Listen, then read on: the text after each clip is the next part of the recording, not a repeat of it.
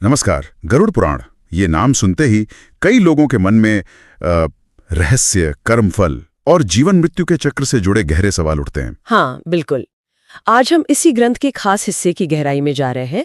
पूर्व कांड का 5वां अध्याय, जिसे पाप चिन्ह निरूपण कहा जाता है जी। और ये अध्याय वाकई खास है, क्योंकि ये सीधे तौर पर ये बताने की कोशिश करता है कि इस प्राचीन ग्रंथ के नजरिए से हमारे पिछले जन्मों के कर्म, खासकर गलत काम या पाप, हाँ। वो इस जीवन में हमारे शरीर, मन या परिस्थितियों पर कैसे असर डाल सकते हैं और किन कर्मों से कैसी योनियों में जन्म मिल सकता है। तो आज हमारी ये बातचीत पूरी तरह से गरुड़ पुराण के इसी अध्याय और इस पर मौजूद जो व्याख्यान है उन पर आधारित है।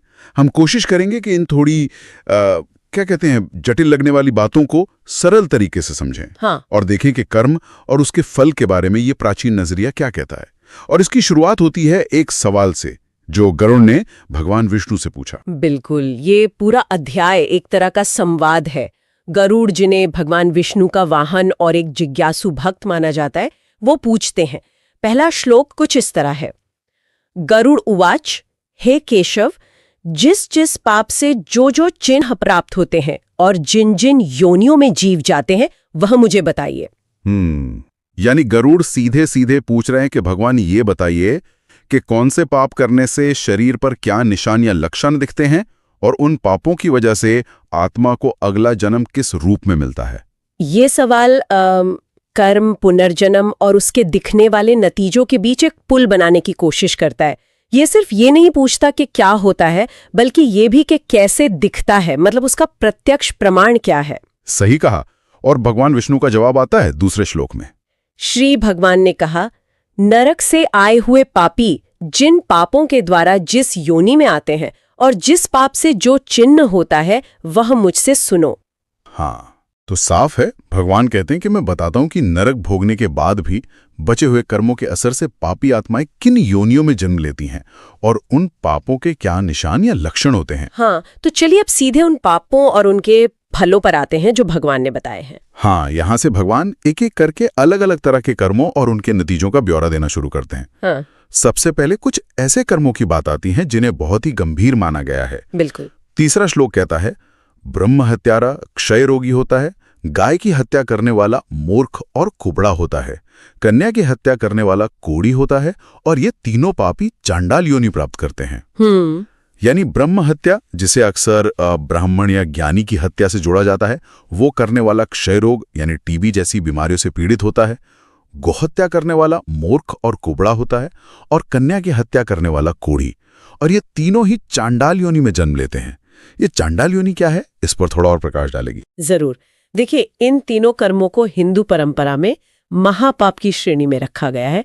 अब सवाल है क्यों? हाँ, क्यों? क्योंकि ब्राह्मण को ज्ञान और अध्यात्म का प्रतीक माना गया, गाय को धर्म, पोषण और पवित्रता का, और कन्या को जीवन की निरंतरता और मासूमियत का। तो इनकी हत्या सिर्फ एक जीव की हत्या नहीं, बल्कि इन मूल्यों की हत्या मानी गई। अच्छा, मूल्यों की हत्या। हाँ, और जो शारीरिक लक्षण बताए गए हैं, क्षय रोग, मूर्खता, कुबड़ापन, कोढ़, ये सब बीमारियां नहीं हैं, बल्कि उस गहरे आध्यात्मिक पतन या आप कह सकती हैं भ्रष्टाचार के बाहरी संकेत माने गए हैं। और चांडाल योनि उस समय के सामाजिक ढांचे में ये सबसे निचली और समाज से बाहर मानी जाने वाली स्थिति थी। तो इस योनि में जन्म लेना कर्मों के फल के रूप में सामाजिक बहिष्कार और निम्नतम दशा का प्रतीक है। तो ये शारीरिक लक्षण सिर्फ एक सजा की तरह नहीं है, बल्कि एक तरह का गहरा संकेत है कि भीतर कुछ बहुत गलत हुआ है। ये वाकई सोचने वाली बात है। अच्छा, समाज और रिश्तों से जुड़े उल्लंघनों के बारे में भी कुछ कहा गया है, जैसे? हाँ, बिल्कुल। समाज की व्यवस्था और आपसी रिश्तों की पवित्रता पर भी जोर दिया गया है। जैसे चौथा श्लोक स्त्रियों के प्रति हिंसा और व्यभिचार की बात करता है। स्त्री की हत्या करने वाला तथा गर्भपात कराने वाला पुलिंद भिल्ल होकर रोगी होता है, पर स्त्री गमन करने वाला नपुंसक और गुरु पत्नी के साथ व्यभिचार करने वाला चर्म रोगी होता है। स्त्री हत्या या गर्भपात करने वाले को रोगी और पुलिंद यानी भिल्ल जनजाति में जन्म लेने वाला बताया गया है। पराई स्त्री से संबंध बनाने वाले को नपुंसक और गुरु पत्नी के साथ व्यभिचार करने वाले को चर्म रोगी।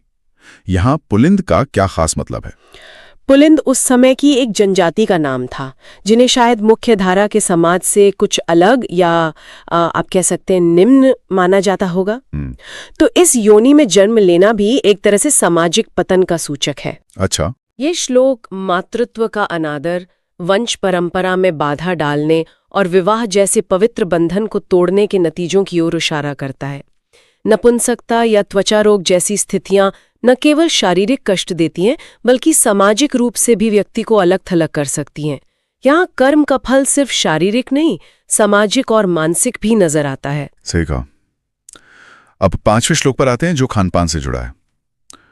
मांस का भोजन करने वाले का अंग अत्यंत लाल होता है, मद्य पीने वाले के दांत काले होते हैं, लालचवश अभक्ष्य भक्षण करने वाले ब्राह्मण को महोदर रोग होता है। खान पान के नियम, मांस खाने वाले का शरीर लाल होना शायद ये राजसिक प्रवृत्ति या हिंसा का संकेत है।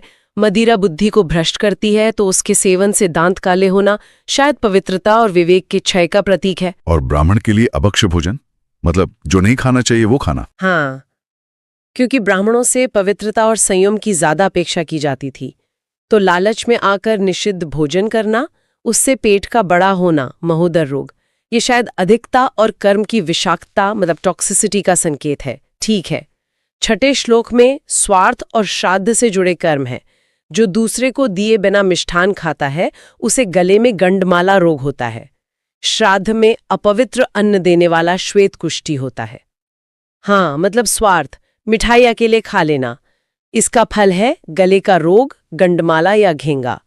गला कंठ चक्र से जुड़ा है, जो वाणी और साझा करने का प्रतीक है, तो स्वार्थ गले में बाधा बन गया। और श्राद्ध में अपवित्र भोजन। श्राद्ध पितरों के प्रति सम्मान है, उसमें अशुद्ध भोजन देना अनादर है। उसका फल है श्वेत कुष्ठ यानी त्वचा का रोग, जो बाहरी अपवित्रता दिखाता है। सही है। अब बात करते हैं सच्चाई और ज्ञान से जुड़े कर्मों की। 7वां और 8वां श्लोक। पहले 7वां, जो गुरु का अपमान करता है वह मिर्गी का रोगी होता है। जो वेदों और शास्त्रों का अपमान करता है वह पीलिया रोग से ग्रस्त होता है। गुरु ज्ञान का सेतु है, उनका अपमान मतलब ज्ञान के मार्ग में बाधा।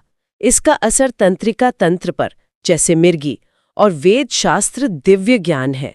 उनका तिरस्कार तो पीलिया यानी ज्ञान को पचाने वाले अंग यकृत पर असर। ये तो बड़ा सीधा हिसाब लग रहा है। जैसा कर्म वैसा फल, एकदम प्रतीकात्मक। बिल्कुल। जो झूठी गवाही देता है वो गूंगा हो जाता है, जो मेलजूल के नियम तोड़ता है वो काना हो जाता है, जो विवाह में बाधा डालता है वो बिना होंठों के पैदा होता है, जो किताब की चोरी करता है वो अंधा पैदा होता है। हाँ, देखिए वही पैटर्न।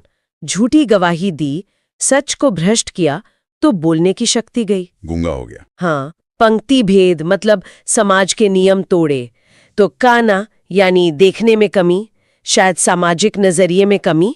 विवाह में बाधा डाली तो होंठ नहीं यानी अभिव्यक्ति के अंग पर असर। और किताब चोरी, ज्ञान चुराया तो अंधा हो गया, ज्ञान की रोशनी ही चली गई। बिल्कुल, कर्म का ही प्रतिबिंब है फल। 9वें श्लोक में हिंसा और झूठ फिर से है। जो गाय या ब्राह्मण को पैरों से मारता है वो लंगड़ा और विकृत होकर जन्म लेता है। जो झूठ बोलता है वो तुतलाने वाला होता है, और जो झूठ सुनता है वो बहरा हो जाता है। गाय और ब्राह्मण दोनों पवित्र माने गए। उन्हें पैर से मारना, पैर कर्म के अंग है, तो पवित्रता पर आघात का फल है गति में बाधा, लंगड़ापन। झूठ बोलना वाणी को विकृत करता है, तो तुतलाना, और झूठ सुनना तो सुनने की शक्ति गई, बहरापन। इंद्रियां भी कर्म से प्रभावित होती हैं। 10वां श्लोक विष देने, आग लगाने और मांस बेचने खाने से जुड़ा है। जो जहर देता है वो पागल हो जाता है, जो आग लगाता है वो गंजा होकर जन्म लेता है, जो मांस बेचता है वो अदभाग्यशाली होता है, जो दूसरों का मांस खाता है वो रोगी होता है। जहर ये बुरे विषैले विचारों का भी प्रतीक हो सकता है। उसका फल है मानसिक अस्थिरता, पागलपन। आग का दुरुपयोग जैसे किसी का घर जलाना, तो गंजापन। सिर आध्यात्मिक मुकुट है, वो जल गया। अच्छा। और मांस बेचना हिंसा से कमाया धन दुर्भाग्य लाता है, और दूसरों का मांस खाना मतलब उस जीव का दुख, उसकी पीड़ा अपने शरीर में लेना, तो रोगी होना स्वाभाविक है। ये कर्म का चक्र बहुत ललित दिखता है। अच्छा, चोरी की बात चल रही थी 11वें श्लोक में। और चीजों की चोरी है। जो हीरे जवाहरों की चोरी करता है वह नीच जाति में जन्म लेता है। जो सोना चुराता है उसे नखों की बीमारी होती है। जो किसी धातु की चोरी करता है वह दरिद्र होता है।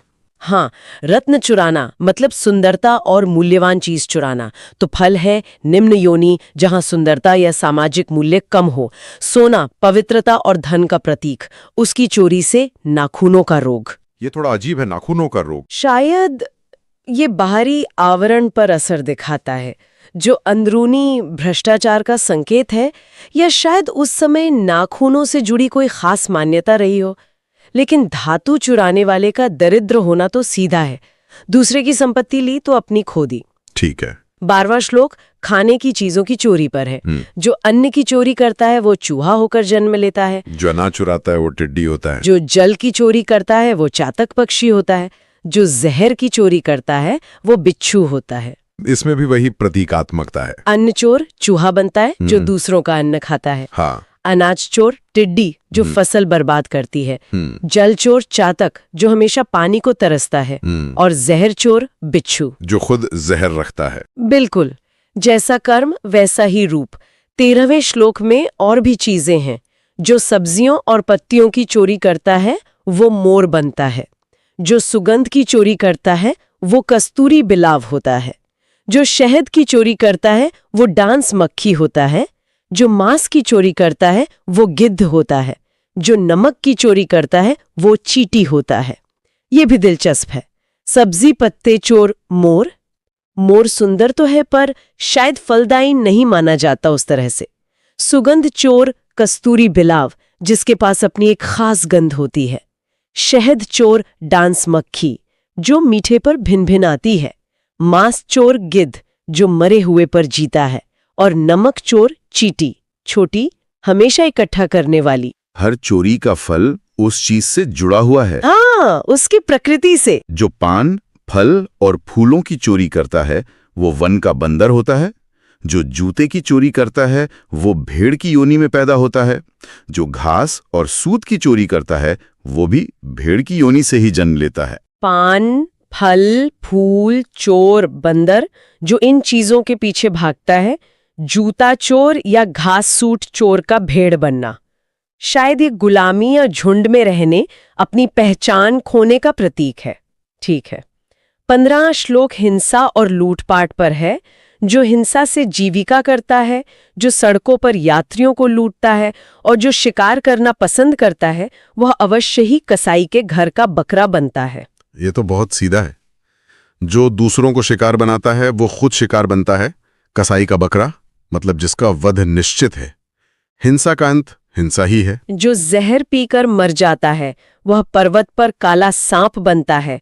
जिसकी इंद्रियां अनियंत्रित होती हैं वह वीरान जंगल में हाथी बनता है। आत्महत्या, खासकर विष पीकर, उसका फल है सांप बनना। विषैला, एकाकी और अनियंत्रित इंद्रियां मतलब भोग विलास में डूबा हुआ, वो हाथी बनता है। शक्तिशाली पर अक्सर गुलाम और एकांतवासी।